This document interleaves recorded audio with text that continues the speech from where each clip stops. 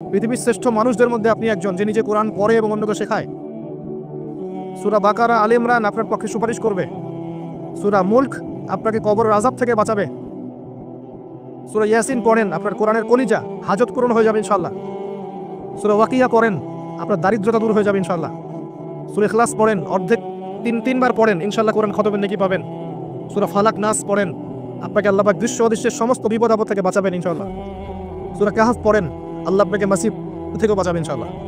কোরআনকে সময় দেন, অর্থটা বোঝার চেষ্টা করেন, কিছু অংশ হেফজ করেন। যেমন সূরা বাকারার প্রথম 5টা আয়াত মুখস্থ করেন, সূরা বাকারার 255 নম্বর আয়াতটা মুখস্থ করেন, আয়াতুল কুরসি মুখস্থ করেন।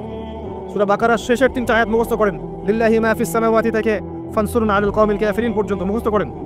সূরা মুলক মুখস্থ করেন। সূরা কাহফের প্রথম 10 শেষ 10 আয়াত মুখস্থ করেন। সূরা আলে ইমরানের শেষের 10 আয়াত মুখস্থ করেন। সূরা আর রহমান মুখস্থ করেন। সূরা ইয়াসিন মুখস্থ করেন। ফালাক, নাস, ইখলাস, কাফিরুন এগুলো মুখস্থ করেন, পারবেন না?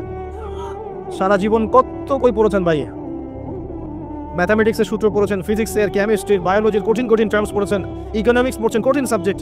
অনেকে পলিটিক্যাল সায়েন্স পড়েন, কঠিন সাবজেক্ট। আইআরএ পড়েন, ইন্টারন্যাশনাল রিলেশনশিপস, কঠিন সাবজেক্ট। বিবিএ করছেন, এমবিএ করছেন, কত সাবজেক্ট পড়ছেন, মেডিকেল সায়েন্স পড়ছেন, দাঁত ভাঙা শব্দগুলো পড়ছেন, মুখস্থ করছেন। একটা ডেফিনেশন মুখস্থ করতে দাঁত ভেঙে যায়, কিন্তু কোরআনের এই 100-200 আয়াত মুখস্থ করার তৌফিক হবে না? যদি না হয়, কোরআন কি আমার পক্ষে আদৌ সাক্ষী দিবে? কোরআন ছাড়া আত্মশুদ্ধি সম্ভব নয়। বেশি বেশি কোরআন তেলাওয়াত করেন, বেশি থেকে বেশি।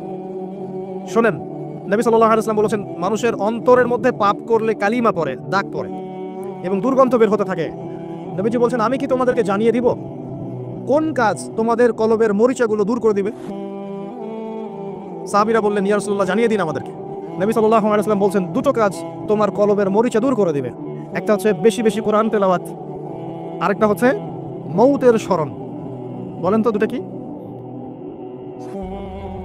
আপনার কলবের মরিচা দূর করবে ইনশাআল্লাহ কোরআন। আপনি যদি অর্থটা বোঝার চেষ্টা করেন, দেখবেন আপনি আল্লাহর সাথে কথা বলছেন সরাসরি। আল্লাহ পাক আপনার সাথে কথা বলতে চান, একটা তো মাধ্যম লাগবে, লাগবে না? আল্লাহ কি সামনে এসে কথা বলবেন? এই যে মাধ্যম কোরআন দিয়েছেন, আল্লাহ বলছেন কথা, আপনি শুনেন কি বলছেন আল্লাহ পাক। আমার কথায় আপনার কি তাসির হবে?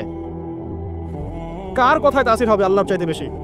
আল্লাহ পাক আপনাকে বলছেন, এটা করো, এটা করো না, এর ধার কাছে যেও না, এটা খেও না, এইটা করো, এটা ভালো, ওটা উত্তম, এগুলো আল্লাহ বলছেন। আল্লাহর কথা আপনি শুনবেন না? তো মানুষ কোরআন পড়ছেই না এখন।